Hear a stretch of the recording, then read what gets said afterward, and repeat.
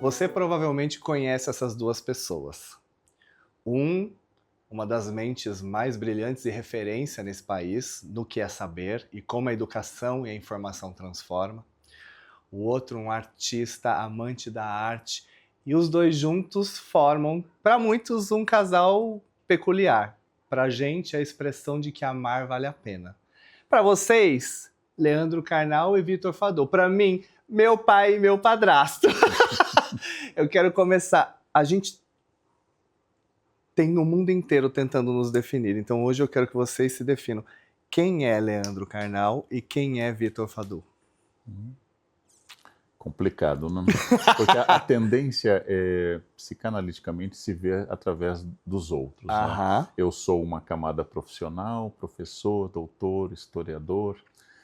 Com o passar dos anos, youtuber, influencer, palestrante, autor de livros. Essas são as camadas que foram sendo colocadas. Eu sou a sobreposição, mas tem uma velha reflexão em história que usa a metáfora da cebola. Se eu tirar do Leandro o fato dele ser um gaúcho, de origem alemã, em São Paulo, historiador pela USP, professor da Unicamp, eu vou tirando as camadas, só que não tem nada no meio. Porque nós somos constituídos por essas camadas, a gente chama isso a partir de um historiador do rizômico também, que é o fato de que não há uma essência. Eu sou muitas coisas, de muitas formas. Não? Acima de tudo, eu acho que eu sou inquieto. Eu sou uma pessoa inquieta que fui me redefinindo desde o meu nascimento até hoje de várias formas. E o senhor Vitor? Essa é uma boa pergunta.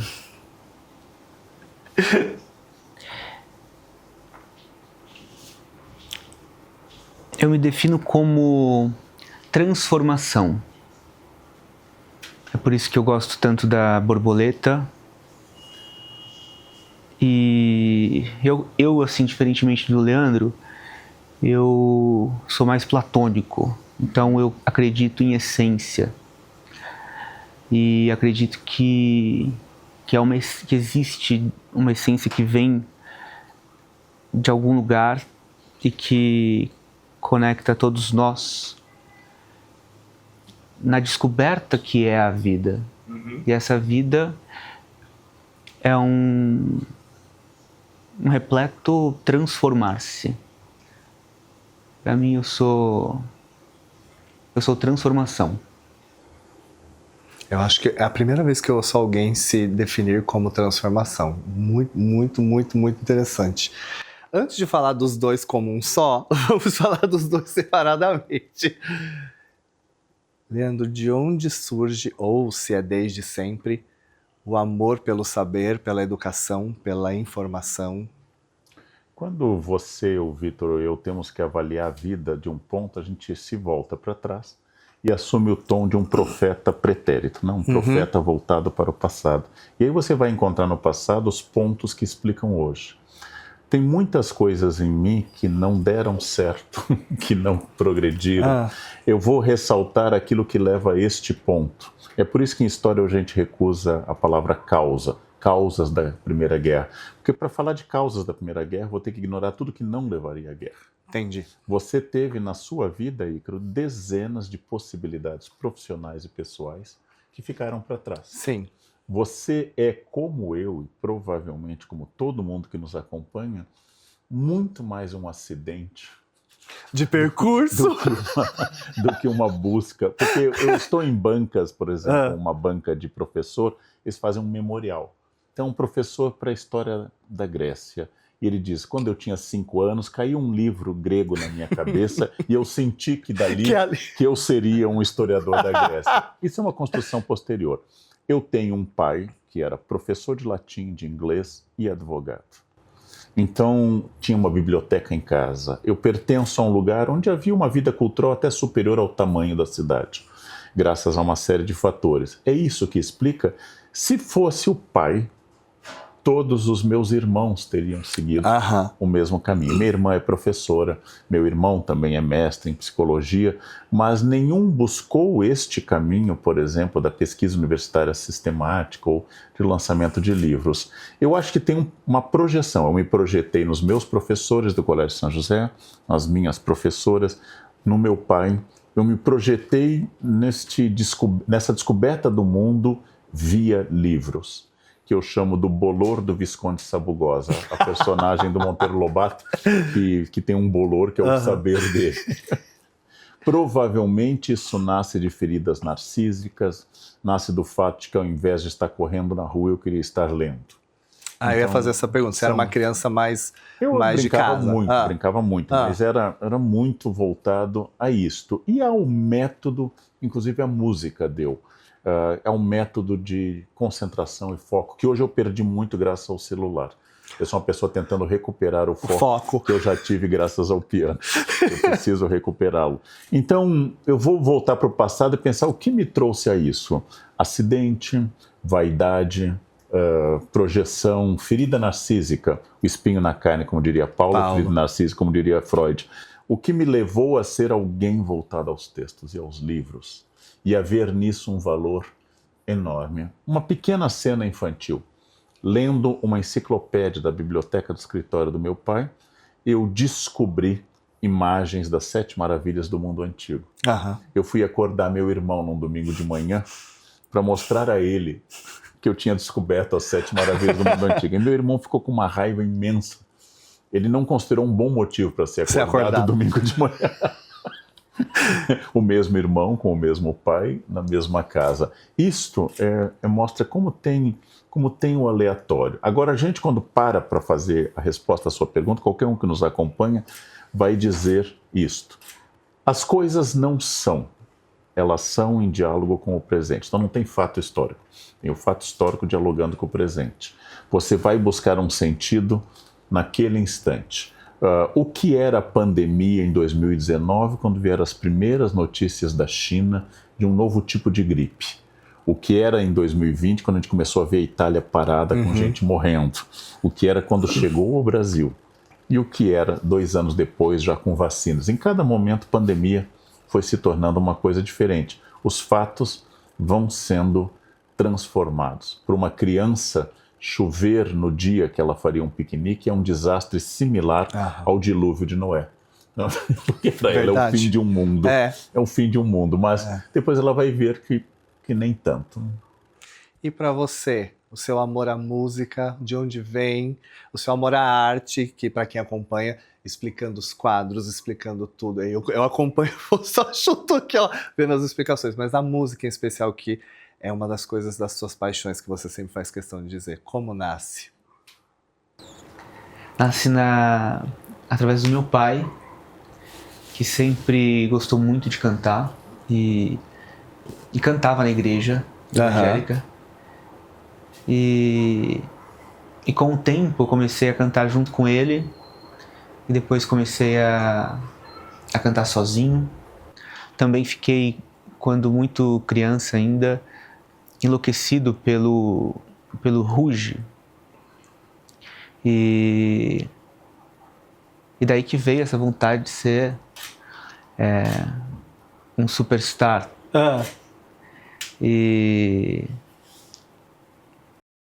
Mas eu fui nessa empreitada de querer ser isso, de não entender como que as coisas funcionavam. Ao mesmo tempo que meu pai cantava, ele não era um artista, não tinha um entendimento de como direcionar para acontecer. E depois eu fui fazer teatro, fui fazer mágica. Mágica? Fui fazer mágica, daí eu fazia shows de mágica. Mentira! E não parei mais, fui fazendo, tive banda na minha adolescência, até que depois de 10 anos na concepção do álbum Panapaná, eu lancei o primeiro single, E ao mesmo tempo foi um momento em que a minha carreira como cantor estava sendo lançada como cantor solo. E foi assim. Os acidentes do percurso. Se olhasse o vídeo que o Vitor tem no show da Eliana, fazendo mágica, olhasse o Vitor carismático fazendo mágica, e quando eu pensaria, esse vai pra mágica. Vitor teve uma carreira de ator, fez papéis em peça, continuou sendo ator, então, não, esse vai para esse campo. São muitos talentos. E como o Vitor já citou que ele acredita em essência, o Vitor também fez filosofia. Então, são muitas camadas, voltamos a isto. Agora, é claro, existe uma linha lógica em tudo isso. Muitas pessoas perguntam como é uma relação com 33 anos de diferença, ou como diz o Vitor, um Jesus entre nós. Há um Jesus entre nós. Não, essa seria uma das perguntas. Fala, quando tem um Jesus entre vocês? Seria muito difícil se o Vitor fosse alguém de 29 anos que curtisse balada, bebida e shows de rock pesado. Como o velho da relação é ele... Mentira! Por que o velho da relação é ele? É ele que menos gosta de sair, ele que mais gosta de ler, caseiro. Ficar em casa, ele que gosta da música. Então, nós gostamos das mesmas coisas. Viajamos, vamos a Amsterdã. Nós escolhemos o hotel do lado do Concertgebouw, da sala de concertos, porque ali nós queremos ver o concerto, do lado do Museu Van Gogh. Ou seja, eu faço o Vitor sair dos museus. Depois de 5 horas... É você quem o tira? Ele não sai. Eu tenho medo que ele seja fechado em um museu e seja trancado. Vire mais... Não, ele vai no museu e fica. E ele fica no museu. Quando nós fomos a primeira vez com ele na National Gallery, havia uns amigos, nós chegamos à primeira sala, do lado esquerdo tem um famoso quadro Tiziano, que mostra Ariadne e Dionísio. E eu falei um pouco do quadro, falei um pouco do Renascimento veneziano, e fomos para as outras salas. Nós fomos para as outras salas, vimos o Leonardo, o casal Arnolfini, voltamos. Quando nós voltamos, o Vitor estava diante do quadro, ainda absorto e vendo detalhes com isso. Então, nós temos uma vida boa e tranquila, em parte porque os interesses são muito assim. Mesmo. Quem bebe sou eu, ele não bebe nada. Olha aí. Não bebe nada. Bebo água, né? Dependendo do pH, eu fico um pouco... Então você é o velho da relação. Essa é mais apesar que eu tô chegando mais próximo, assim, aos 30, eu tô percebendo que eu tô ficando mais jovem. Tá acontecendo isso. O que tá mudando? Eu nasci velho e tô ficando jovem. O Benjamin Button. Daqui a pouco... Incrível. Daqui a pouco eu vou estar completamente mocinho de novo. Mas aproveitando o ensejo dessa questão, você também faz muito das suas redes sociais uma plataforma de conscientização das pessoas sobre o autismo, como tratar pessoas com autismo, as questões que envolvem ser autista no mundo de hoje. Como foi, primeiro, receber o diagnóstico, como você percebeu, e como é hoje ser um porta-voz para que as pessoas entendam cada vez mais sobre o autismo? Eu simplesmente é como se eu tivesse recebido a possibilidade de um manual que me explicasse, olha, você foi sempre tão diferente da perspectiva comportamental das pessoas, e em tantas outras você não conseguiu se encaixar e tentou muito, mas tem um motivo, né? E existe uma literatura aqui que te apresenta várias facetas já estudadas e que te possibilitam entender melhor você mesmo. Claro que o conhecimento que se tem não esgota todo o conhecimento possível de investigar a respeito do autismo, mas já é um conhecimento que me norteou muito e me trouxe uma compreensão de que eu, em primeiro lugar, preciso ter muita paciência comigo mesmo e com os meus processos e com necessidades que eu tenho e que outras pessoas não têm, porque elas não sentem, exemplo, a questão da temperatura, só para citar uma coisa. eu fico com muito frio, muito rapidamente, e também fico com muito calor, muito rapidamente. Tá. Isso tem a ver com o autismo. Então, em relação à temperatura, eu vou ter necessidades que as outras pessoas não vão ter. Eu vou precisar me preocupar com mais uma outra coisa. E esse, eu tenho o nível 1, sou o nível 1 de suporte. E já acho que é muito suporte que eu preciso.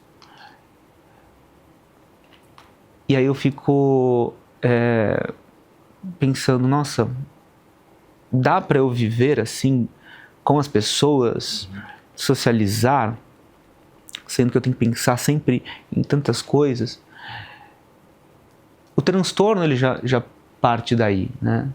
De você viver socialmente e ter que trocar com o outro, porque na verdade eu não quero que as pessoas saibam que eu tenho algumas necessidades especiais, sabe? Entendi. Então tudo que eu posso fazer para que as pessoas não percebam, eu faço.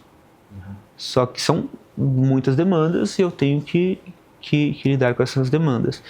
E então ter recebido o diagnóstico me possibilitou não surtar tanto, porque eu posso olhar para mim e falar, não, calma, você tem autismo e tá tudo bem, você só precisa de mais paciência para entender como que você faz da sua forma. E é muito interessante, falando de um exemplo prático, o quanto é interessante, o quanto você ensina sem perceber.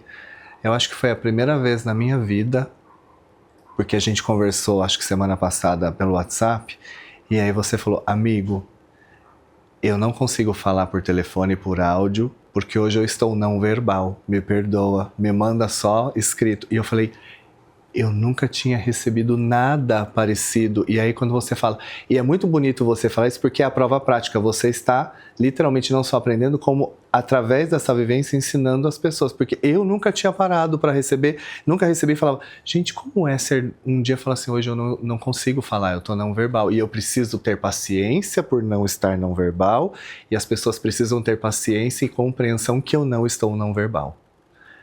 Eu acho que às vezes essa questão do mundo não querer, às vezes, porque acho que a ignorância também, você me corrija por favor, pai, a ignorância também é uma escolha diária, com o celular na mão e com a quantidade de informações, saber que existem pessoas com transtornos como autismo e você não procurar saber ou não seguir pessoas que falam sobre, porque você acaba sendo, entre aspas, não sei se a palavra correta é essa, mas quase que um professor para quem não tem contato com o autismo. Então eu aprendo muito seguindo o que você fala sobre as suas questões, porque você coloca para as redes as suas questões. E passando agora para você, Leandro, não tem como não passar por essa pergunta, que é a questão sobre, mesmo que a gente não queira, no mundo onde a gente vive, assumir a sua sexualidade e torná-la pública, te leva a inúmeras situações e também te coloca como referência de várias questões para uma comunidade que é tão marginalizada.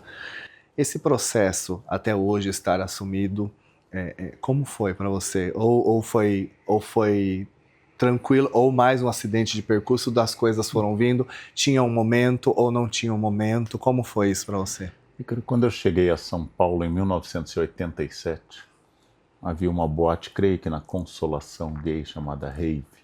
Nossa, sim! E as pessoas chegavam, e eu não frequentava nessa época, inclusive namorava mulheres em 1987, mas essa boate tinha nenhum letreiro, os táxis paravam na frente, abria-se a porta e a pessoa pulava do táxi como uma catapulta para não ser dentro vista. da boate. Quando foi assassinado o Aparício, e empresário, e ele tinha estado na rave, começaram a pesquisar listas de quem esteve na rave e houve um pavor. Nós estamos falando do século XVIII, nós estamos falando do XIX, estamos falando do fim do século XX. Eu venho do interior do Rio Grande do Sul, católico, eu incorporei todas as repressões, todas as dores, eu tenho o histórico de que quase todo mundo na minha condição. Não aceitação, raiva, rezar para que Deus lhe cure. Homofobia internalizada. Exatamente, todas as questões. Quando eu, pela primeira vez, aos 30 anos, comecei a namorar um homem, a minha família foi avisada. E meus casamentos e namoros seguintes foram públicos para minha família. Tá. E para as pessoas que eram íntimas. O que não havia era o grande público. Cresceram duas coisas. Cresceram, eu acho que as necessidades de viver mais livremente, mas cresceu também a própria figura pública. Quando eu comecei a namorar o Vitor e quando nós decidimos morar juntos, houve um acordo entre nós. Vitor queria que passasse um tempo antes de a gente tornar público, e nós decidimos aguardar um pouco. Houve um momento que nós decidimos que o ideal, nós estávamos na Itália, estávamos em Milão, fizemos um texto conjunto. Esse texto foi trend topic por 2 dias. Imagino. Foi um trend topic, porque nós temos um texto em conjunto, diante de uma árvore de Natal em Milão, do lado do Teatro alla Scala, onde a gente fez um jantar de Ano Novo, né? E esse texto foi trend topic. A invasão do Congresso Nacional e do Supremo 2 dias depois, no 8 de janeiro, eu acho que foi um complô da direita para calar a voz. A voz do... Porque a gente estava muito em evidência. A gente estava muito em evidência. Precisava se fazer uma coisa. Exatamente. Aí a direita decidiu invadir o Supremo só para que Leandro Carnal e Vitor Fadul não fossem conhecidos. E aí foi. Claro que este momento que eu digo ao mundo e não apenas a quem era amigo, existem graus de enrostimento. O primeiro e mais doloroso é para si mesmo. Né? O segundo é a família. Né? E o terceiro, e talvez mais teatral, é a sociedade. Então a gente sai do armário como em Nárnia. Tem muitas peles. Como em Nárnia, só guarda um visor e Mickey naquele armário. É um armário super sofisticado. A gente vai saindo do armário. A primeira saída do armário de qualquer pessoa com um sentimento e uma estrutura homoafetiva é dizer para si, eu sou isso. Quando foi isso para você? Desde muito cedo. Sério? Muito cedo eu me disse, não quer dizer que eu aceitasse. Não, tá. Eu me disse. E como eu era religioso, eu pedia cura. Então, isso foi muito doloroso. Depois, o desejo da família, houve uma carta aos 18 anos. Você escreveu uma Exatamente, carta? uma se carta. Assumindo? Os jovens precisam saber, carta era um pedaço de papel que a gente escrevia à mão, com caneta e mandava. Eu estava estudando no Paraná e mandei uma carta dizendo isto. E a minha expectativa, que os familiares com curso superior seriam os mais facilmente. E os familiares menos estudados seriam... Não, foi o contrário. Foi exatamente o contrário. Bom, agora, fui incorporado à família sem isso não foi um desafio brutal.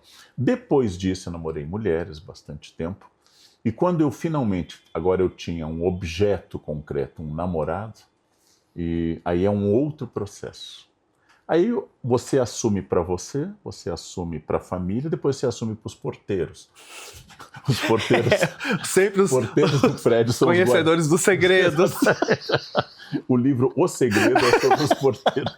Eles sabem quem sobe e desce na sua vida. Exatamente. E os porteiros são outro processo. Aí o outro processo é você viajar com seu namorado a um hotel. E chega lá e ele pergunta, é cama de casal ou de solteiro? É cama de casal ou de solteiro? Bom, tudo isso vai acontecendo. Agora existe, nesse meio tempo, eu me tornei uma pessoa pública. Então, o interesse pelo uso dos orifícios alheios é maior, quanto mais pública for a pessoa. Com certeza. E ele é tanto maior o interesse pelo uso dos orifícios alheios, quanto mais insatisfatório for o prazer com os seus próprios. Então, quando você tem uma vida, gente feliz não torra, quando você tem uma vida mais sexualmente ruim, eu não digo mais uma bobagem que eu já disse, que toda homofobia é uma afetividade enrostida. Não é verdade. Tá. Porque o racista pode ser um imbecil racista sem querer ser negro. Mas tem que haver algum processo que o espelho seduziu. Então, o antissemitismo, a misoginia, a transfobia, elas existem sem que eu queira ser a pessoa. Eu já disse essa bobagem e eu já me corrigi. Então, ela mexe com a sexualidade das pessoas. E no nosso caso, meu e do Vitor, mexe não apenas pela homofobia evidente, histórica, mexe pelo etarismo e mexe também pelo capacitismo. Vem a cebola, né? Várias camadas. E neste caso, são 3 pesos para a sociedade. Não é apenas o amor de 2 homens. É o amor de 2 homens com uma grande diferença de idade. E é o amor entre alguém com autismo e alguém aparentemente sem autismo. Há um debate no caso. Se eu sou ou não autista também. Eu acho que ele é um savant. É um tipo. Então, assim, existem essas camadas. Essas camadas começam num debate consigo, um debate com a família, e foi muito tranquilo no meu caso, porque eu conheço pessoas expulsas de casa. Sim. Eu conheço pessoas, e aí qual é a lição que vai ter uma pessoa assim?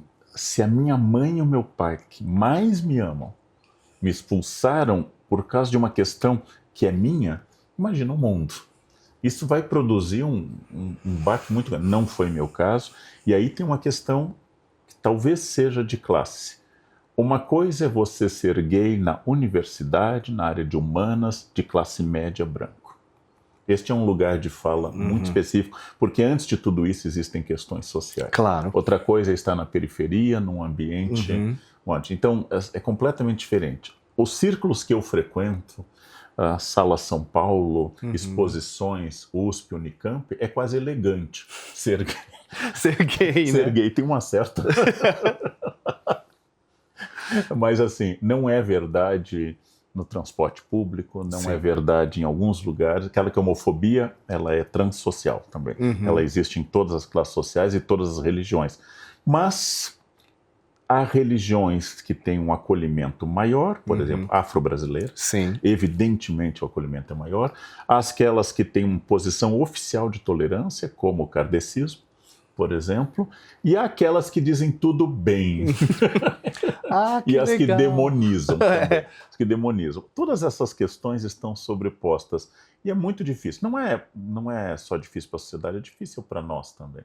Você não é tão tranquilo, não é tão fácil. E de vez em quando eu ainda ouço ecos especialmente dessa homofobia nas redes. Porém, na minha vida, depois de fazer essa publicação, Trend Topic por 48 horas, até o complô... Vamos relembrar? Do 8 de janeiro? 8 de janeiro. Na minha vida, alterou muito pouco. Não decaiu o número de palestras, nem de publicações, continuei publicando nos jornais, muito pouco. De novo, acho que é talvez um lugar de fala social, é um lugar de fala privilegiado, é um lugar especial. Tem gente demitida do emprego, tem gente que parte, então, que não consegue emprego ainda. Exatamente. Né? E tem esses graus, quer dizer, como eu não tenho uma roupa ou um comportamento que as pessoas vão identificar como feminino, então tudo bem.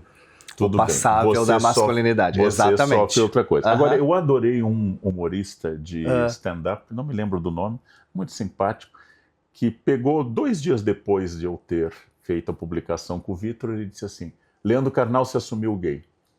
Estou chocado. Daqui a pouquinho Zeca Pagodinho vai dizer que bebe. Ou seja... Então parece assim, que você revela um segredo de polichinelo, como a gente chama essa metáfora de um segredo que o mundo inteiro já conhece. Ou seja, é um peso maior para a pessoa do que para o mundo.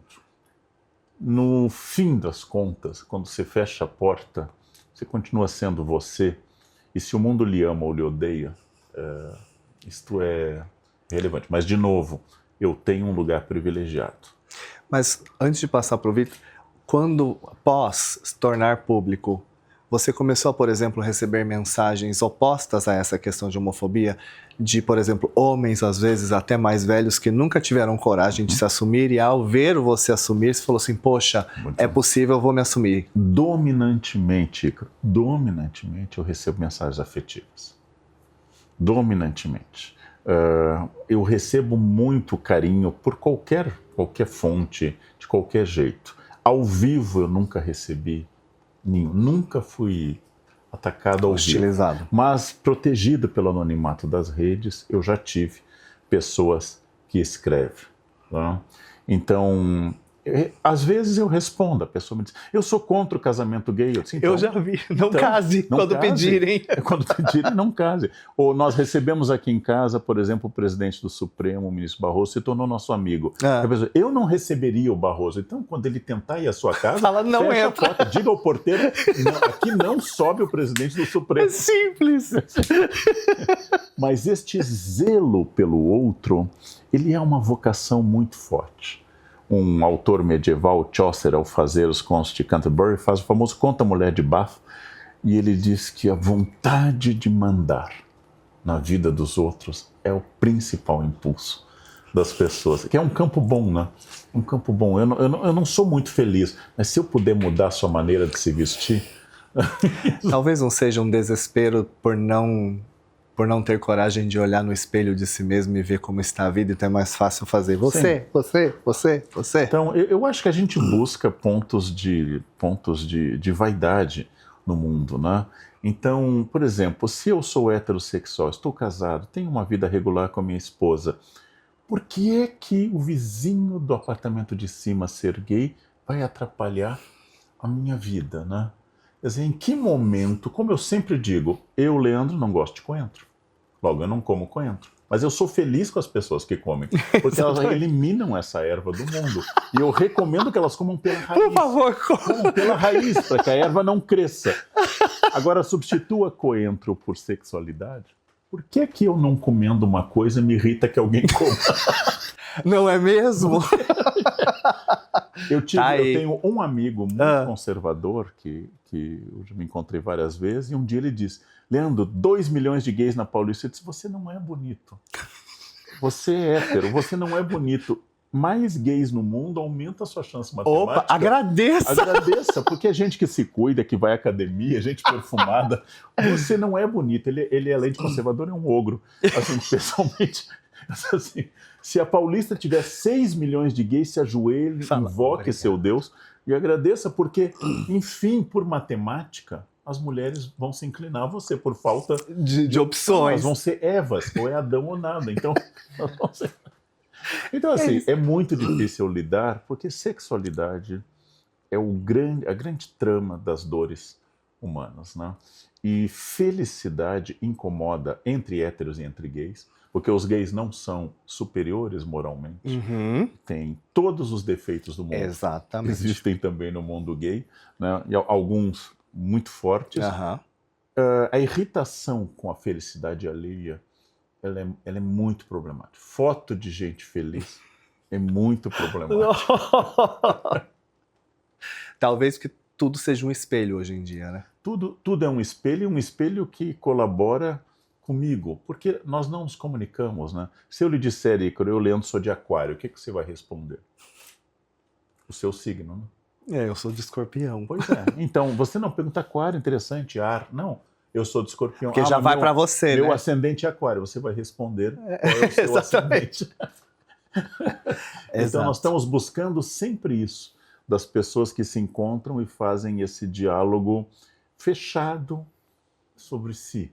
E é difícil, e às vezes você é invadido pela alteridade, pela capacidade de ver a diferença. Mas, de fato, o mundo se preocupa muito com quem come coentro. Muito preocupadíssimo. E você, Vitor, sobre a sua sexualidade, como foi a descoberta, a relação consigo nesse processo todo que o Karnal falou?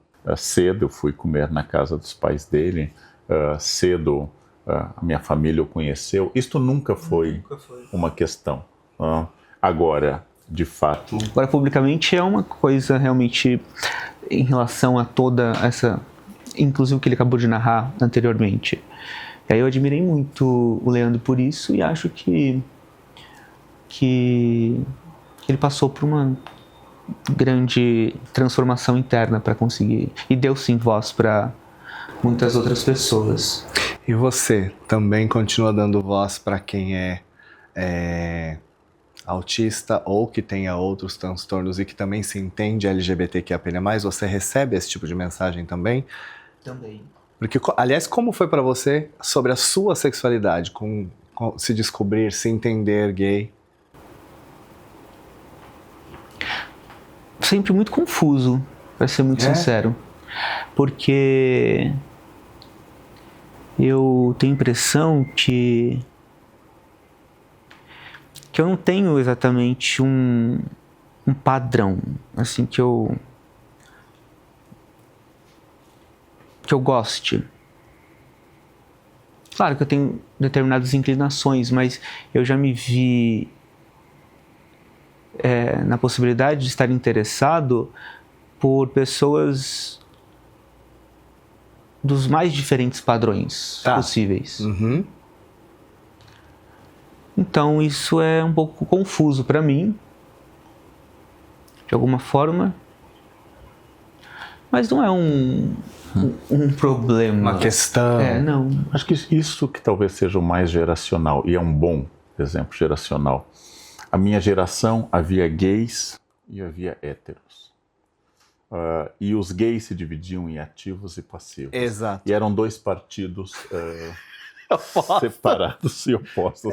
Exatamente. Com graus diferentes de homofobia interna. Os jovens, as pessoas do fim do século XX, como o Vitor, a geração atual, eles são um pouco mais fluidos nessas barreiras. Pelo menos é uma sensação que eu tenho como professor. Eles são um pouco mais fluidos. E eu vou falar como drag queen. Você também acha isso? Eu cresci, a minha drag nasce em 2000. E de 2000 até 2010, 2015, o que eu ouvia das próprias pessoas da comunidade era: para ficar com você eu fico com uma mulher, eu estou procurando um homem. Uhum. Porque tinha que ser o mais masculino possível, os símbolos do masculino. E aí de 2015 para cá, nos últimos 10 anos, com a revolução até das pesquisas de entrar o não binário, o queer, gênero fluido, e as pessoas descobrirem que há um mundo de possibilidades, hoje, há pouco tempo atrás, eu comecei a me sentir desejável. Eu nunca tinha me sentido desejável. Então, aos 45 anos, eu faço 45 esse ano, eu entendo o que é ser desejável, porque as pessoas começaram a se libertar tanto dessas questões de tem um tipo e ele tem que ser masculino, e começam a entender o outro como essência, usando a palavra que você usou, e que aquelas características mais do que físicas, de como a pessoa te faz sentir, de como ela faz o seu humor ficar, e começam a se sobressair com relação às outras questões. Então, hoje eu recebo cantadas coisas que eu nunca recebi montado. E é até estranho, porque eu não acredito que sejam verdadeiras. Porque eu falo, não é possível, não é pra mim, porque não é hábito. Então, eu acho que hoje eu vejo drags namorando, pessoas, hoje eu tenho casais de amigas, 2 travestis que são casadas, eu tenho um amigo que é Miss, casada com uma mulher trans, que é uma personal trainer, que adotaram uma criança. Então, são coisas impossíveis de se imaginar há 20 anos atrás por essas questões dos estereótipos. Então, assim, é lindo ver as pessoas desabrochando para que as pessoas sejam quem elas são e ainda assim possam ser desejáveis. Porque anterior à homofobia, eu escrevo isso no livro sobre preconceito. Eu li, inclusive, obrigado por isso. Muito obrigado por isso. Anterior à homofobia existe a misoginia. Por exemplo, tudo bem você ser gay, mas não seja mulher. Porque o grande pecado do mundo é o feminino. Mulher. É ser mulher. Então, e como escreve Otávio Paz nos seus livros, Prêmio Nobel mexicano, perdoa-se o homossexual masculino, perdoa-se o Rock Hudson. Se ele for o ator Rock Hudson e fizer usar camisa de lenhador, falar grosso e andar de perna aberta, ele parece... Tudo bem, ok. E quando você abre mão disto, não, realmente é muito. E também esta é uma característica que existe na comunidade, que é homofobia. Quer dizer, falar mal do passivo, falar mal do que pareça no estereótipo do feminino. Exato. E estabelecer o mesmo que oprime o mais ativo e masculino dos gays, que é oprimido por uma forma, ele quer que essa forma exista nos outros. Então, é querer que o gênero de fato esteja contido. Eu sigo um pouco a ideia de que nós temos mais de 8 bilhões de gêneros. Então, é o homem heterossexual que só gosta de mulher, mas quer que essa mulher brinque em áreas que são interditadas. E sem que ninguém jamais saiba. E é o contrário, também é o gay que só gosta disso ou daquilo. A sexualidade humana é um signo aberto. É um signo aberto. Eu li uma vez num autor que não é dos mais citados em teoria de gênero, que é Paulo Coelho. Né? Pouquíssimo citado. E ele diz no livro dele que em sexo há 2 regras: nunca com menores, nunca contra a vontade de alguém. Fora isso, até com a sua esposa. Não tem limite.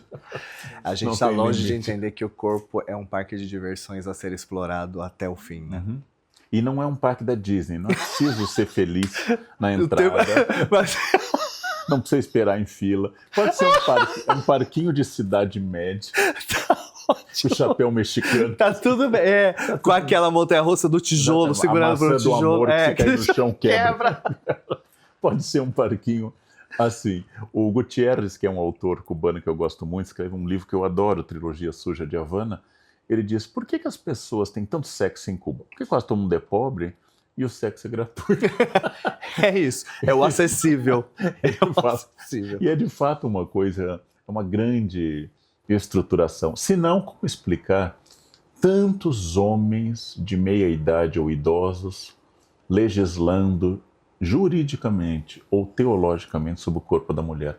Como explicar que tenha tanto interesse em controlar de próstata arrebentada, querendo saber como a mulher vai usar o seu útero? É um sentimento misógino mesmo. A misoginia é o mais universal de todos os preconceitos. Ela existia em Atenas, onde todo mundo tinha namorado, não nos padrões que a gente imagina. Exato. Mas todo mundo praticava este ato de acompanhamento de um homem mais velho com um homem mais novo, mas a misoginia era fortíssima em Atenas. É fascinante acompanhar isso na história. E por falar em história, agora eu vou fazer, eu não sei, acho que a curiosidade, como foi, vou começar a ver, como foi o encontrar das pessoas, como vocês se conheceram? Eu era muito fã do Leandro e acompanhava vídeos no YouTube. Nunca tinha lido um livro ainda, mas acompanhava os vídeos. E na faculdade, na disciplina de pedagogia, foi indicado para ler 2 capítulos de um livro dele que se chama Conversas com um Jovem Professor. E aí eu li o livro inteiro com a sensação que estávamos em um diálogo, porque eu estava fazendo a faculdade, né? E o livro se chama Conversas com um Jovem Professor. Eu tive essa sensação mesmo. 4 dias depois que eu finalizei a leitura, eu fui numa peça que uma amiga me convidou, uma amiga atriz, a Teca Pereira, e ela me convidou assim, do nada. Acho que ou uma segunda ou uma terça, não era um dia tão fácil para se deslocar, ainda mais eu que morava longe do teatro. Só que daí eu consegui, deu para ir. Fui ao banheiro quando eu estava voltando e fomos, eu e a Teca, conversando no carro. Sobre o livro. Sobre ele, né? Porque ela também era, naquele momento, super fã e falava, o filho também dela falava. E aí eu fui ao banheiro quando eu estava voltando, ali no foyer do teatro. Eu vi o Leandro se aproximando dela e ela aparentemente o conhecendo muito e o abraçando, mas também abraçando o amigo que estava com ele, que é o Rainer Cadete, porque a Teca tinha feito novela com o Rainer. E então foi assim. Daí ela falou: olha só quem tá aqui, nós viemos falando dele. Olha. E aí eu, nossa, é verdade. Daí eu já estendi a mão, falei: professor, sou muito seu fã, não sei o que. Consegui chamá-lo de professor por mais 3 dias, porque depois ele me falou: não. Mas é interessante que o Vitor vinha muito a teatro, que ele escrevia crítica de teatro, mas não vinha tanto nos dias de semana. E foi ver a peça no MASP, a partir da obra Carmen. Então, uma peça muito boa. E o Rainer teve que insistir muito para eu sair de casa durante a semana, porque eu tinha que pegar avião cedo. E o Rainer, vamos ver a peça. Mas durante a semana é difícil, eu tenho até culpa de ir a teatro durante a semana. E fui com o Rainer. E o Rainer conhecia a Teca. E o Rainer me apresentou a Teca. Não, eu não conhecia a Teca pessoalmente. E aí a Teca veio com o Vitor. Então foi assim, tudo. Gente. E aí na fila, enquanto íamos entrar, enquanto estávamos nos direcionando para entrar, ele começou a citar poesia, eu lembro de... Galanteador, de né? Fernando Pessoa, mas eu não, apesar de encantado com ele, eu não tinha esse interesse, na verdade, eu não, na minha cabeça, naquele momento, e por total ignorância minha, eu nunca tinha, e talvez também por conta do autismo, que às vezes a gente não percebe coisas que todo mundo está percebendo. Eu não sabia que existia relacionamento entre pessoas com idades tão diferentes, assim, homossexual. Eu já tinha visto heterossexual, mas eu não... E a minha cabeça, ela é muito lógica, né? Teve um dia que tava... meu ar-condicionado começou a jorrar água em cima dos meus livros, e aí eu vim aqui tranquilamente, chamei o Leandro e falei assim, olha, você pode me ajudar a resolver um problema? Aí ele, claro, daí quando ele chegou ele falou assim, desliga essa porra, não sei o que, não sei o que. Como você tá tranquilo? Jogando água em cima. Aí depois que ele desligou, que eu entendi o que estava acontecendo. Só depois, porque na verdade, se sai ar, não sai água. Como que está saindo água e muita água? Entendi. Então o processamento é diferente. Mas eu entendi. Em algum momento eu entendi. Mas foi depois. Então quando ele começou a citar poesia, chavequeiro, você nem... Mas eu estava encantado. Por quê? Porque eu sempre quis conhecer muito. Sempre fui muito curioso. E eu era fascinado por essa... Como que pode saber tanto? Como... Não tive convívio com pessoas que sabiam tanto na minha vida. Então eu era fascinado por isso. Só que daí foi rolando de uma forma mais intelectual mesmo, no mundo das ideias, sem um contato físico, sem que eu tivesse uma concepção. Viramos muito amigos, saíamos juntos, nada rolava, ele sempre muito respeitador. Mas nesse momento já havia o interesse? Ou ainda era só amizade? Da parte dele existia, total. Revelações. E eu ficava pensando assim, não, mas... Só que depois de um tempo, eu me percebi completamente apaixonado por ele e sem entender mais como que eu poderia viver sem ele na minha vida. E aí o ar-condicionado jorrou. Água, champanhe e eu fui me dando conta disso, aos poucos, né? Que legal! E quando foi o dia de falar assim, não, agora então a gente precisa assumir e dar um jeito no que cada um tá sentindo aqui? Tá aqui, tá dentro. Mentira! Isso nunca foi mostrado. Nunca foi. É uma Tiffany's básica, como todo mundo... Quando a gente tomou breakfast. Olha que incrível. Olha aí. Dentro tem a data. Tem o nome do Vitor e tem a data. É o dia do aniversário dele. Foi no dia do aniversário dele que você o pediu? Na verdade que... É um pouco mais complexo, mas o Vitor vai revelar a parte... Revele. Você acha que é meu caso? Ai, para, meu caso quer saber, sim. O público quer saber. Tá bom. 26 de novembro é o dia do aniversário. Eu tinha um hábito de... Eu nunca fui de comemorar meu aniversário. Certo. Isso também é uma coisa que mudou, eu sou a transformação. Então, agora eu já adoro comemorar meu aniversário. Mas antes eu não gostava. Mas tinha um ritual que eu fazia que era assim, eu observava bem um amigo durante o ano inteiro, um amigo, uma amiga, e escolhia uma pessoa para passar o meu aniversário. Certo. E aí nesse ano foi o Leandro. E ele passou. Aí ele fez um jantar aqui pra mim. E aí começou, neste dia.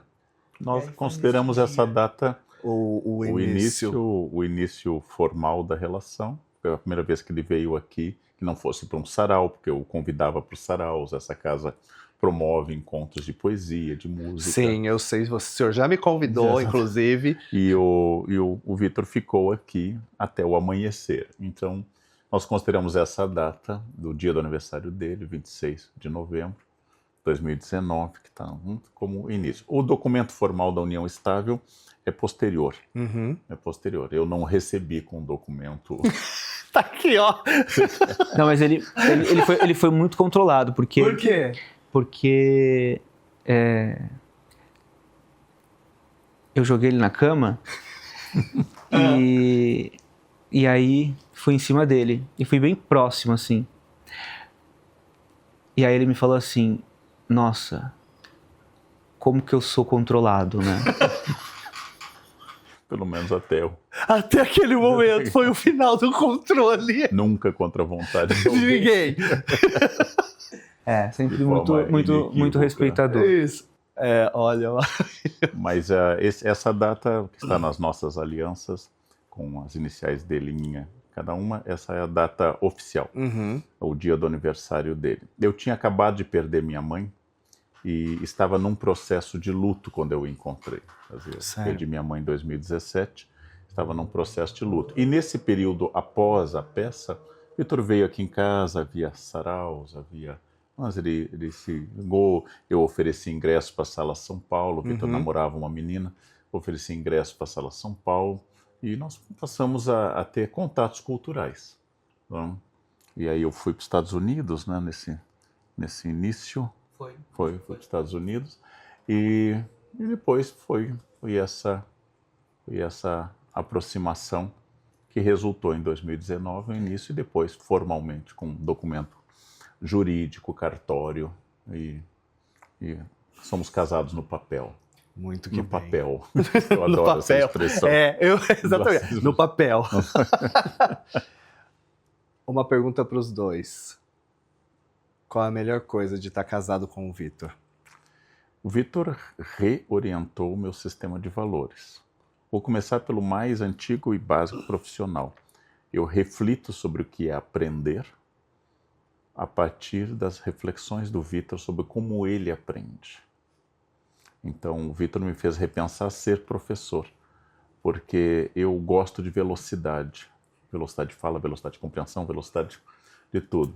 E o Vitor faz questão de aprender passo a passo. Então, ele não quer que passe a frase seguinte. Nós lemos juntos aqui uma poesia clássica de Homero, que é um hino a Afrodite. É um texto relativamente curto, traduzido por uma amiga nossa, Mary Laffer. Mary Laffer, maravilhoso. E nós fomos lendo linha a linha. Então, o Vitor não passa adiante se ele não a entendeu entidade mitológica que estava na linha anterior não for compreendida. Mas eu não sei se isso é uma bênção ou uma maldição, porque se eu não entender, eu não vou sair dali. Tá.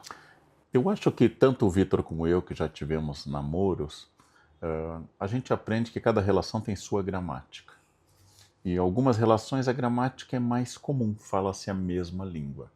Eu acho que com o Vitor eu aprendi a falar uma outra língua, uma outra capacidade.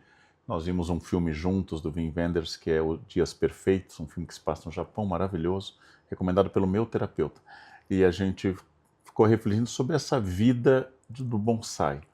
Tá. O que o japonês faz quando faz um bonsai ou quando faz um ikebana? Ele quer ver o universo todo naquele espaço. O Vitor é a pessoa dos ikebanas e dos bonsais. Eu sou a pessoa da floresta amazônica. Tá. A vastidão. Olha, que bonito mesmo, lindo. Coisas. Ele é dos bonsais. Ele quer o universo ali. Por isso ele pega uma carta e fica escrevendo, ele desenha, ele tem um fruir da vida bastante estético, e ele pensa muito na estética, não como a vaidade, a estética como vaidade, mas a estética como uma forma de comunicação. A construção da estética para uma mensagem. Exatamente. Então não existe improviso, não existe... Isto eu acho... É um grande aprendizado. O Victor me obrigou a desacelerar. Não? Eu estava num grande museu e eu queria ver tudo que tinha no museu. E eu tenho... Passando rapidinho, né? Sim, que eu passava rapidinho, eu tenho boa memória fotográfica, então vou ver o nome do autor, vou ver a data e vou para o seguinte. O Victor é o homem da degustação, é o homem do detalhe, que inventa métodos de retenção da memória. Então, hoje, com o auxílio do celular, ele criou métodos para lembrar quem é a pessoa que nos foi apresentada em tal museu e apresentou tal obra de arte. Ele anota, ele conta e ele tem sistemas para buscar. Então, como num conto de Borges, ele se torna funes el memorioso. É o conto do homem que não se esquece de nada. Hoje, graças ao sistema do Victor, ele não se esquece de nada. O que nós comemos no restaurante em Zurique, que era do século XVI, quando encontramos um suíço que sabia falar português do lado? O Victor vai lá sabe. E ele vai no prato.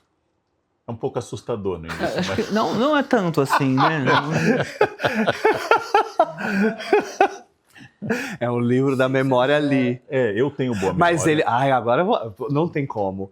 Mas nos momentos de rusga, ele não faz... Peraí, no dia tal, no restaurante, você fez isso. Faço. Uma das coisas que mais define um casal é saber, eu não sei se você já pensou isso sobre as suas relações, o que mais define um casal são os motivos pelos quais o casal briga. As brigas são mais fortes quando você tem certeza do amor, porque tem rede de segurança. Quando você é todo cheio de dedos, com amigos, no emprego ou no amor, é porque você não tem certeza da rede de segurança. Então, não sei se eu posso dizer... É isso. E tem uma coisa no Victor que talvez tenha relação ou com a estrutura de personalidade ou com o autismo, que é uma sinceridade quase brutal. Muito pouco... Sincericídio. Eu acho isso incrível, porque eu tenho a impressão que eu não falo quase nada. Não, mas Sério? É sério. Então, eu acho que eu não falo nada. Assim, eu faço um prato... E ele acha que eu sou muito sincero, isso me assusta. Prato, eu gostava de cozinhar, tenho cozinhado pouco, eu faço um prato, eu apresento numa data, uma vez eu cozinhei pro 12 de junho, eu faço o prato e ele diz, não gostei, amor. Ele diz, ele é muito sensível, ele é muito delicado, eu sou muito mais Panzerdivisionen, eu sou muito mais um tanque com as pessoas. O Victor é muito cuidadoso para não ofender, ele é mais delicado no trato com as pessoas, mas a sinceridade dele é muito à flor da pele. Ele está onde ele fala, né? Tá. E agora para você, Victor, qual é a coisa mais incrível de estar casado com Leandro Carnal? No começo, ele falou assim para mim: eu posso expandir seus horizontes. Que é uma frase bastante ampla, né? Sim! De várias maneiras. E eu acho que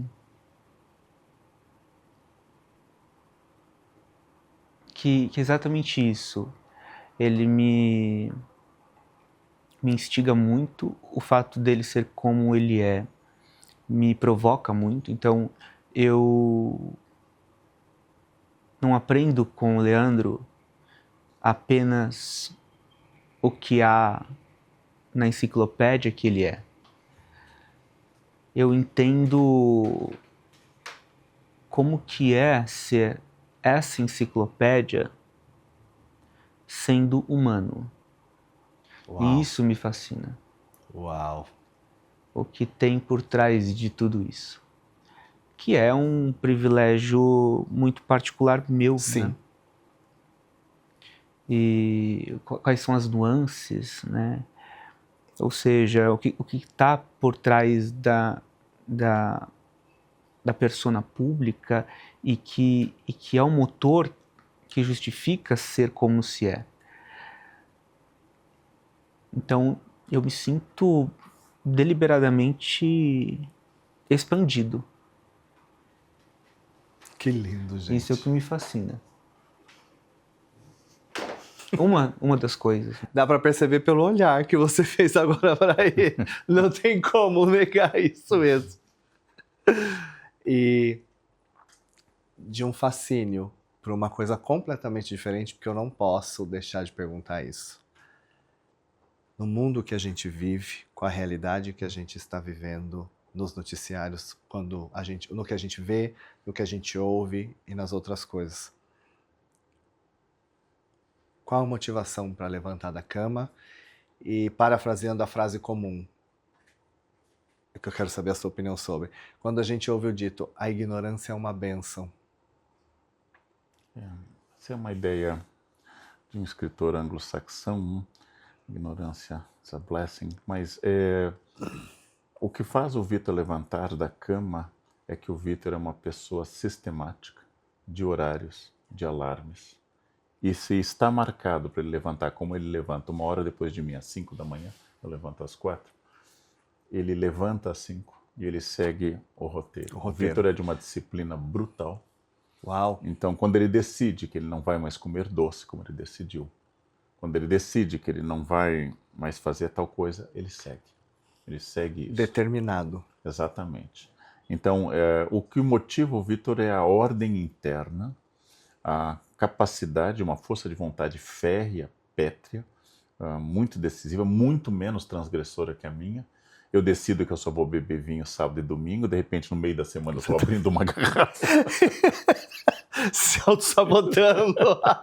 Mas o Vitor é muito pétreo a esse respeito e segue muito, também tem a ver com rigidez cognitiva, mas com uma vontade pétrea, quer dizer, ele é empenhado na academia, o personal elogia, as pessoas na academia elogiam, e ele é muito racional. Então, se dizem a ele que isso não faz bem, corta. Por exemplo, eu gosto de tomar Coca-Cola zero, especialmente quando eu estou no exterior e eu desconfio da comida. Que aí você garante que a Coca-Cola não vai te deixar passar. Eu tenho uma crença na Coca que ela é saudável, porque o que possa haver de ruim naquela... não. A Coca tira. A Coca tira e eu gosto de Coca, gosto muito de Coca. E aí o que acontece é isso, ele decide que ele não vai tomar refrigerante, vai tomar só água. Aí, como cantor, ele não quer com gelo. Tá, então, natural. E isto vai ser sempre, eu quero experimentar as coisas do lugar. Mas este homem de método, este homem de regras, de hierarquia de horários, é a pessoa que senta num restaurante londrino, dizem a ele que aquelas ostras são as mesmas fornecidas à família real inglesa, no restaurante Winston's, em Londres, no século XVIII, ele pede ostras, que ele nunca tinha comido. E ao comer ele chora, tamanho nojo que ele teve do prato. Mas não se nega a experimentar. Não, ele adora escargot. Mas tem um método, então assim, se eu entendi que eu sempre quero experimentar tudo, se eu entendi que se porventura eu não gostei de algo, eu preciso depois comer mais 3 vezes. Você tem a prova das outras 2 vezes. É que a cena dele pedindo as ostras e junto a amigos no restaurante que ele julgou assombrado porque era do século XVIII, e Winston Churchill comia naquele restaurante. Eu fui ver onde as ostras ele pediu e chorou de raiva, de nojo. Eu achava que era muito gostoso, né, pelo que me descreveram. E quando eu coloquei, né, na boca e percebi onde eu estava, que era um lugar assim, todo mundo de terno, e eu pensando assim, eu não vou conseguir manter isso na minha boca por muito tempo. Uma cena do Mr. Bean que é assim. E aí foi uma sensação assim, e agora, né? E agora? Como reagir? E aí eu engoli. E aí quando eu engoli, foi muito natural, assim, lágrimas começaram a descer. Aí o Leandro, você tá chorando, Vitor? Eu... Depois te explico. Nessa noite, estávamos com 4 pessoas à mesa, Vitor, mas os amigos, tinha no cardápio venison, e aí uma pessoa perguntou, o que é venison? Eu disse, sim, antílope, viado, carne de caça. E depois chegou um médico amigo nosso, o que é venison? Eu disse, antílope, viado, carne de caça. Quando o terceiro perguntou, eu gritei num restaurante inglês, viado, nunca comeu viado? Esse é venison, em inglês. E só que elevar a voz num restaurante na Inglaterra... Exatamente. Mas assim, esses perrengues de viagem são muito simpáticos. Nós temos sido muito felizes em viagem, especialmente uma longuíssima que a gente fez, que acabou sendo longa, que incluiu Turquia, Grécia, Alemanha, Suíça e Portugal. E temos sido felizes nesses lugares, nas experiências. Como eu disse, o nosso gosto é muito parecido. Eu sou disciplinado, menos hoje do que eu já fui no passado. Eu acho que o celular destruiu muito do meu foco. Eu preciso, como eu disse lá no início, retomar. Mas eu acho que eu tenho uma coisa da cultura alemã do Rio Grande do Sul. O sol não deve encontrar alguém honesto na cama. Se o sol estiver brilhando... Nossa, nunca tinha ouvido esse dizer. Isso é muito forte no Sul. Se o sol brilhar e você estiver na cama, você é uma pessoa destinada ao fracasso. É uma tradição camponesa. Meu avô plantava. Então, porque todos seguiam o horário do sol. O horário do sol. Meio-dia. Os animais não são nightclubbers. Assim. Você não pode alimentar as galinhas à tarde. Meia-noite. Você vai ter que fazer isso ao amanhecer. E aí são essas questões. Eu durmo bem, mas acordo cedo. Às vezes, inclusive, muito mais cedo que às 4. Às vezes, 2h30 eu estou fora. Isto é uma característica, mas ele é disciplina. Tá, e para encerrar, Vitor, já que estamos no intimamente, o que é intimidade para você? A gente não ficar nessa distância toda, vem mais pra cá. É uma entrevista. É uma entrevista. Ele é comportado. Não é um pornô, não é um sempre pornô. Um galanteador, respeitador, comportado. Acho que a intimidade é você trocar com o outro em uma relação que você e o outro compartilha. Uma relação que está para além do que se espera. Intimidade traz necessariamente a cumplicidade. E para você, Leandro? Como historiador, a intimidade é uma invenção recente da burguesia do século XIX. Palavras como comfort, baby, que surgem no XIX para designar home, o lar. O lar. Uma sala íntima.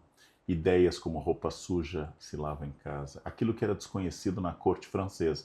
Norbert Elias e outros estudam a corte francesa, tudo é feito publicamente. O rei defeca em público, o rei urina em público, tudo é feito de forma muito pública. Então surge uma ideia muito burguesa, classe média vitoriana e francesa do Segundo Império, que tem coisas que são do lar. Tirando essa questão histórica, quando eu digo que eu tenho intimidade com o Vitor, que é específica de casamento, ou tenho intimidade com amigos desse inner circle muito próximo, significa que há um código que afetivamente é só nosso. Então é uma forma de amor. Há coisas que nós temos que são exclusivamente nossas. E eu considero a traição da intimidade uma das mais graves. Todo mundo fica com a traição do corpo. Olha, nunca tinha pensado sobre isso. Porque aquilo que lhe foi revelado na alcova, lhe foi revelado no banheiro, lhe foi revelado na convivência, especialmente as características do outro, a fraqueza, a humanidade do outro, isso é intimidade. E é um gesto de homenagem a quem se ama, manter guardar para si. Assim como com amigos, você vai pegar um amigo. Eu fui convidado a um show de um músico amigo nosso. Meu amigo levou uma pessoa que estava namorando, começou a beber demais e eu só perguntava: qual o seu peso? Qual o seu peso? Que eu sabia que eu teria que carregar. A quantidade. Porque é mais fácil eu carregar pessoas, meus mais... E aí ele informou o peso, eu fiquei mais tranquilo, isso é menos que o meu supino. Aí eu levei literalmente alguém às costas vomitando. Isso gera uma história que, se eu disser com o nome e a pessoa que foi, é um pouquinho mais desagradável. Então, gera uma gramática. uma língua que é falada pelo casal, uma língua que é falada do Vitor com a irmã, que é falada do Vitor com o pai, que é uma língua familiar, uma língua dos amigos e uma língua para o grande público. Não é que roupa suja não se lava em casa, é que ninguém é obrigado a ver as manchas na sua roupa. Entendi. Você lava onde você quiser, mas para criar intimidade você tem que criar um código próprio. Uma que gramática. Implica afeto. Intimidade para mim, ela é afeto. Eu não me preocupo em pegar com a mão o bolinho da mesa se somos amigos íntimos, porque seu olhar não contém julgamento. Isso é intimidade. Agora, se eu estiver comendo diante do rei Charles III, eu sei me portar como um aristocrata. Significa, eu não confio em você. Então eu vou ser apenas a encenação de algo. Não, eu gosto muito de etiqueta, especialmente na sua regra áurea, que é não constranger ninguém. Essa é a regra áurea dourada da etiqueta. O Vitor é mais especialista em etiqueta do que eu, mas a intimidade é uma gramática, e uma gramática de respeito. Né? O que se faz em Vegas... Fica em Vegas. E indo tudo contrário do que a gente acabou de conversar. Há algo que não seja um machucar dessa gramática de casal, já que estamos falando de intimidade e de intimamente, que vocês possam falar que talvez nunca tenham falado? Deixa eu ver. Como que é? Desculpa. Algo que a gente nunca falou sobre a intimidade? Que não... Muita coisa, né? Mas a gente também vai manter aqui. Aí, ó, tá vendo? Você se controla. Não sei, eu acho que uma das coisas que o amor traz e a relação matrimonial traz, essa convivência, é que exatamente ela vai diminuir um pouco da aura, aquela expressão que o Walter Benjamin usa para obra de arte, vai diminuir um pouco da aura, naturalmente. O Leandro que convive com o Vitor não é o Leandro que o grande público conhece. Como você disse no início, antes de começarmos a gravar, pouca gente sabe ou imagina que eu seja muito bem-humorado. Exatamente, que eu amo. E da mesma forma, existe uma humanidade nessa convivência que vai fazer perder a aura, mas vai criar o que eu acho o principal benefício do casamento, ou de qualquer relação íntima, que é cumplicidade. Aquilo que se comunica com um olhar, aquilo que se comunica de uma forma. O que a gente aprende, ou tem aprendido, nestes quase 6 anos juntos, é exatamente que o Vitor que eu encontrei na peça Carmen, ele não existe mais. E o Leandro que o Vitor encontrou na peça Carmen não existe mais. Nós somos um eterno trabalho de parto e não de patologia. Não ficamos analisando o cadáver passado, mas o que está nascendo. Transformação. Somos transformação. O símbolo que ele gosta é a borboleta, porque nasce larva e essa larva pode se transformar em algo, interessante e mais bonito. Então é um processo de obstetrícia. Você está sempre dando à luz a uma nova forma. Novos E eus. para o casamento durar, eu tenho acreditado que a capacidade de não dizer como se era no passado, mas o que a nossa relação nos transformou até hoje. Eu sou outra pessoa pelo casamento, eu sou outra pessoa pelo amor, pelo Vitor, eu sou outra pessoa por tudo que aconteceu neste tempo. Né? E aí existe uma terceira pessoa no casamento, que é o nós. Existe o Vitor, autônomo, existe o Leandro, agora existe um nós. E este nós, que só existe quando estamos juntos, ele é uma terceira entidade. E é uma convivência que transforma. Realmente, eu diria que casamento, como uma amizade íntima, mas o casamento em particular é um exercício socrático de autoconhecimento. Hoje eu sei mais quem eu sou por ter convivido com o Vitor. E essa é uma dificuldade no mundo contemporâneo, você se permitir passar por esse novo estágio, onde a perda da aura já ocorreu, e você vai manter o interesse, você vai manter a conversa, você vai manter a convivência, porque você está ganhando uma outra coisa. Não? Uma outra coisa, quer dizer que é um conhecimento mais aprofundado. Desafio permanente. Primeira vez que eu vi a muralha da China, eu fiquei absolutamente hipnotizado. foi a parte perto de Pequim, a parte Ming, em Pedra. Fiquei hipnotizado. As 10 vezes seguintes, não recuperaram esse olhar. Mas me criaram outros olhares sobre detalhes e sobre essa... Que aquele encantamento não deixou você perceber. Exatamente. Então, o que a gente chama às vezes de paixão, que é uma infecção inicial do amor, a paixão, ela é perfeita porque ela é um ópio, ela é um remédio atenuante de qualquer dor, porque eu imagino lhe olhando uma série de coisas. Tá? E aí vem o lado sombrio de cada um, vem os defeitos, vem o mau humor, vem uma série de coisas. E dá a etapa seguinte. E este é um exercício difícil para qualquer pessoa, particularmente no mundo que a gente prefere deletar, obstruir, ocultar ou simplesmente bloquear alguém.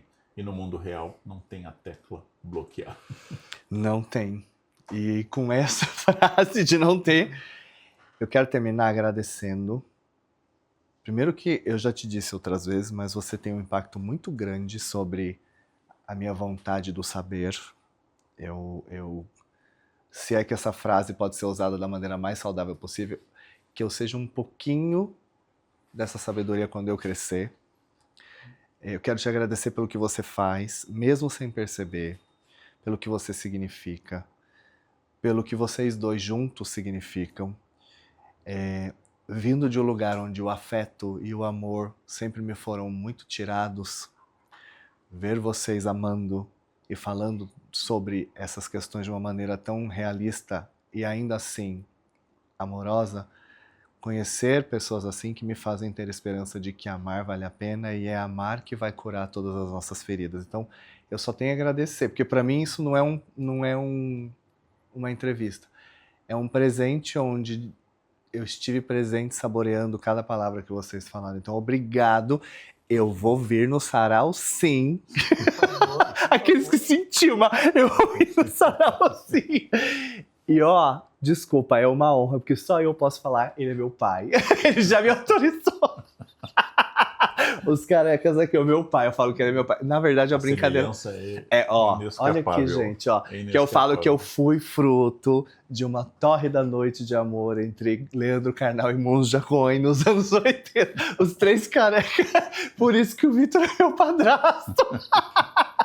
Ai, muito obrigado. Muito obrigado. Mesmo. O prazer é todo meu, não, Leandro, imagina. nosso. E é isso. Então.